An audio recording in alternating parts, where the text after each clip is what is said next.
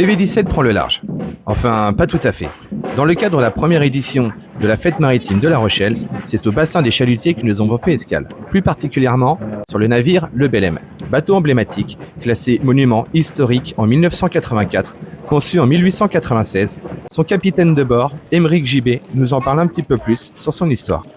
Eh bien, nous voici donc pour cette première édition de la fête maritime de La Rochelle. Aujourd'hui, nous sommes à bord d'un bateau mythique qui est classé au monument historique depuis 1984 et qui est de mieux pour en parler que son commandant, Émeric Gibet. Bonjour, merci de nous recevoir dans vos salons d'ailleurs particuliers.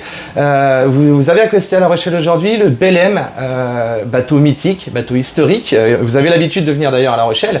Il a été construit en 1896. Grande carrière jusqu'à aujourd'hui. Alors oui, le Belem, il a une très longue vie, on est sur sa 127e année. Cette vie, elle est riche d'événements heureux, certains malheureux, plusieurs vocations. Le Belem, sa première vocation, c'est un navire marchand, pavillon français à destination de la ville de Belem pour amener du chocolat, d'où le nom du navire Belem. Ensuite, le Belem va devenir un navire de faste et de réception, c'est un yacht anglais pour le duc de Westminster à partir de 1914. Et puis ensuite, en 1921, pour Arthur Guinness, le célèbre brasseur irlandais des bières Guinness. Et en 1951, le navire sera revendu, sa troisième vie, cette fois italienne, par un comte qui l'achète, qui le baptise Giorgio Cini, qui en fait un navire école pour un orphelinat basé à Venise. Et puis la vie de la Fondation Belem commence en 1980 avec ce rachat du Belem par notre mécène, les caisses d'épargne. Et depuis, cette alliance Fondation Belem Caisse d'épargne n'a de cesse de faire que le Belem navigue quasi toute l'année et surtout ouvert à tous. Tout le monde peut embarquer sur le Belem. Ah, vous l'avez dit, il a changé de nom durant toute sa carrière. Il s'est aussi appelé le Fantôme 2. Je crois, pour revenir après aussi au Belem, pour revenir à son nom d'origine. Bateau marchand qui naviguait dans les Antilles pour transporter du cacao. Comme vous l'avez dit, combien d'équipage il faut pour faire naviguer une telle embarcation ? Alors le Belem, c'est un bateau lourd et le gréement est quand même assez massif. Donc on pourrait comparer ça avec presque une machine de guerre. Donc nous, on est 16 membres d'équipage professionnels issus de la marine marchande. Mais on a aussi l'importance de dire qu'on est un équipage d'encadrement, de conduite d'une certaine manière, mais surtout c'est grâce aux gens qui viennent à bord, qui tirent sur les bouts et qui font le quart avec nous. Et c'est presque eux qui font naviguer le Belem chaque année sous voile et sur des amplitudes assez importantes. Donc cette année, nous sommes allés en Grèce, nous allons en Irlande. L'année dernière, c'était la Norvège, on a fait les Falklands. Donc le Belem est quand même un rayonnement assez important, mais ça, c'est grâce à la fidélité de tous les gens qui viennent à bord pour naviguer. Commandant du Belem, qu'est-ce qu'on ressent quand dans sa carrière on a en charge un monument historique, d'autant plus parce que depuis 1984 il est classé monument historique. Qu'est-ce qu'on ressent dans sa carrière de commandant quand on navigue avec ce bateau-là ? Alors comme toute promotion, déjà il y a beaucoup de fierté. Quand on prend un poste de commandement, on est toujours fier. Commandant, c'est un titre, on sait que c'est un métier qui peut faire rêver, voire fantasmer. Mais après, quand on sait qu'on est commandant du Belem, là on passe dans une autre case. C'est-à-dire que le Belem, c'est quand même le bâtiment, le voilier le plus vieux d'Europe, quasi le plus vieux du monde qui navigue dans ces conditions-là, qui est un bateau classé monument historique, comme vous l'avez dit. Donc on est relais et on protège le patrimoine. On a aussi beaucoup de pression, parce que si nous on fait une faute, c'est l'héritage culturel et historique de la France qu'on va perdre. Donc on a cette pression de surtout pas abîmer notre bateau. On a aussi la pression d'emmener 48 personnes à chaque fois, qu'il faut qu'on ramène tous. Il y a hors de question de laisser quelqu'un derrière nous. Donc c'est de la fierté en premier lieu, il faut d'abord s'accrocher à ça. La pression, il ne faut pas l'ignorer, mais il ne faut pas se focaliser dessus.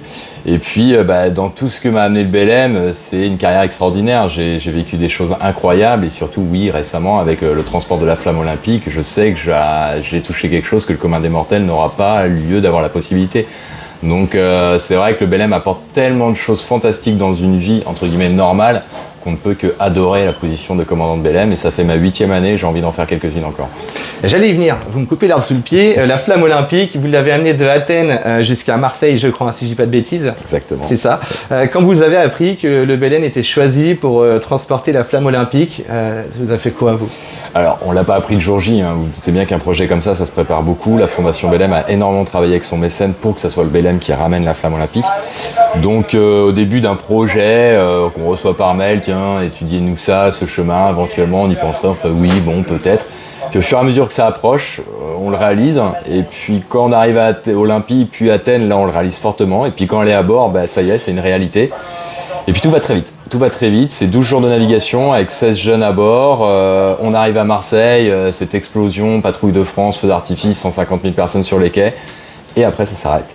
Et on sait qu'on a vécu quelque chose d'incroyable. Donc c'est une parenthèse très courte, très puissante. Et après, on se raccroche aussi à ce que je vous ai dit avant, c'est qu'on a un métier déjà fantastique. J'ai eu une chance incroyable d'être le commandant du Belém. Et là, c'était un peu la cerise sur le gâteau. Maintenir cette flamme en vie pendant tout le trajet, est-ce que c'était un petit peu comme avoir un précieux à bord et puis vraiment tout faire pour maintenir cette flamme vivante? C'était compliqué justement d'avoir cette flamme sur tout le trajet dans un bateau qui puisait? Alors moi, je suis responsable de tout le navire, mais c'est vrai que le seul truc dont je n'étais pas responsable à 100%, c'était la flamme. C'est pas moi qui avais la charge de veiller sur elle. Elle était accompagnée par 3 gardiens en permanence, 3 gardiens du CIO, le comité olympique. On n'avait pas la torche, c'était pas un fenus, c'était une lanterne de transport. Donc on n'avait pas ce flambeau qui ne dure que 8 minutes, donc on n'aurait pas pu transporter comme ça. Ça joue, on sait qu'en fait, c'est surtout la responsabilité de transporter ce passager ultra VIP. C'est-à-dire qu'à la fin, on l'a presque humanisé, on l'a déplacé avec nous, elle a monté dans la mâture, elle a participé à la cuisine, elle a fait la veille, la barre, elle a mangé avec les jeunes. Voilà, on l'a eu au quotidien avec nous. Donc on était très attachés, on s'y attachait, mais plus comme quelqu'un de proche, en fait. Et quand il a fallu la rendre, on savait, c'était le jeu, c'était le pari, mais il y a une certaine émotion de la voir partir. Mais maintenant, je suis tellement content de la voir à travers toute la France pour le relais et voilà, et savoir qu'elle va éliminer les Jeux Olympiques avec toutes ces belles valeurs derrière. Donc voilà, il y a une certaine idolâtrie aussi. C'est vrai qu'on se rend compte à admirer une petite flamme. Elle n'est pas très grande, mais c'est pour tout ce qu'elle apporte comme symbole derrière que c'est très important. Alors moi, il y a une question personnelle que je me pose. Le Belém fait approximativement 58 mètres de long. Qui passe le balai dans le bateau? C'est nos stagiaires, donc les gens qui viennent naviguer avec nous. C'est un rituel sur le bateau, tous les matins, poste de propreté de 8h à 9h. Alors c'est pas le balai tous les jours, c'est pas briquer le pont. C'est un jour on brique le pont et le deuxième jour on lustre les cuivres parce qu'il y a énormément de cuivre à bord et ça aussi ça demande beaucoup d'huile de coudée. Mon commandant Aymeric JB, merci d'avoir pris le temps de répondre à nos questions. Vous êtes ici pour la première édition de la fête maritime de La Rochelle, j'en perds mes mots. Merci, on vous souhaite évidemment une très belle fête pour cette première édition. Et nous, on vous laisse profiter bien sûr de ces quelques images.